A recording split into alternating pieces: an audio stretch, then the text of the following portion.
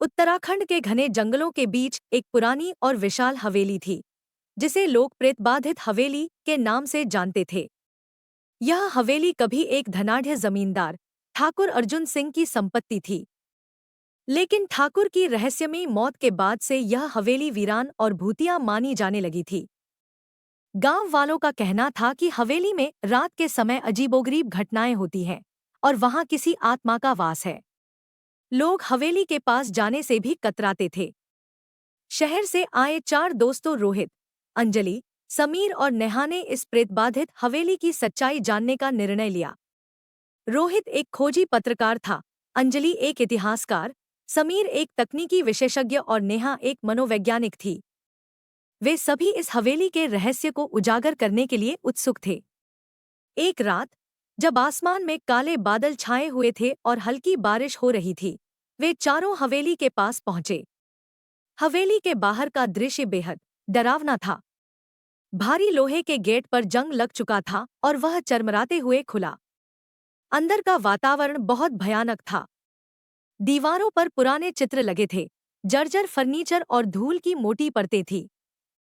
हवेली के अंदर घुसते ही उन्होंने एक अजीब सी ठंडक महसूस की। रोहित ने अपने कैमरे को चालू किया और हर कोने को रिकॉर्ड करना शुरू किया। अंजलि ने अपने नोट्स तैयार किए और हवेली के इतिहास के बारे में बताने लगी। ठाकुर अर्जुन सिंह की मौत बहुत ही रहस्यमयी थी और कहा जाता था कि उनकी आत्मा अब भी इस हवेली में भटकती है। समीर ने अपने उपकरणों से हवेली की जांच शुरू की। अचानक उसके ईएमएफ डिटेक्टर ने तेजी से संकेत देना शुरू कर दिया। इसका मतलब था कि वहां कोई अलौकिक शक्ति मौजूद थी। नेहा ने अपने साथ लाए उपकरणों से मानसिक ऊर्जा को मापना शुरू किया। उसे हवेली के एक कोने में बेहद तीव्र मानसिक ऊर्जा का अनुभव हुआ। वे सभी उस कोने की ओर बढ़े और देखा कि वहां एक पुरानी तस्वीर टंगी हुई थी। यह तस्वीर ठाकुर अर्जुन सिंह की थी, जिसमें उनका चेहरा बेहद गंभीर और डरावना लग रहा था। अचानक नेहा को एक परछाई दिखाई दी जो तस्वीर के पीछे से गुजर रही थी। उसने दोस्तों को बताया, लेकिन जब वे सबने देखा तो कुछ भी नहीं था। हवेली के एक पुराने कमरे में उन्हें एक डायरी मिली, जिसमें ठाकुर अर्जुन सिंह के अंतिम दिनों के बारे में लिखा था। डायरी में लिखा था कि ठाकुर को अपने ही परिवार के लोगों ने धोखा दिया था और उनकी हत्या कर दी थी। ठाकुर की आत्मा इस हवेली में फंसी हुई थी क्योंकि उन्हें न्याय नहीं मिला था। रोहित ने डायरी को ध्यान से पढ़ा और समझा कि ठाकुर की आत्मा को मुक्त करने के लिए उन्हें उनके हत्यारों को बेनकाब करना होगा। चारों दोस्तों ने मिलकर गांव के पुराने लोगों से बात की और ठाकुर की हत्या के पीछे के रहस्य को उजागर करने की कोशिश की।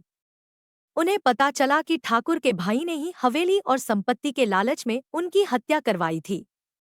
उन्होंने इन सबूतों को इकट्ठा कर पुलिस को सौंपा। पुलिस ने तहकीकात के बाद ठाकुर के भाई को गिरफ्तार कर लिया। ठाकुर अर्जुन सिंह की आत्मा को आखिरकार न्याय मिला और वह हवेली से मुक्त हो गई। हवेली का भूतिया माहौल धीरे धीरे सामान्य हो गया। रोहित, अंजलि, समीर और नेहा ने इस अनुभव को कभी नहीं भुलाया।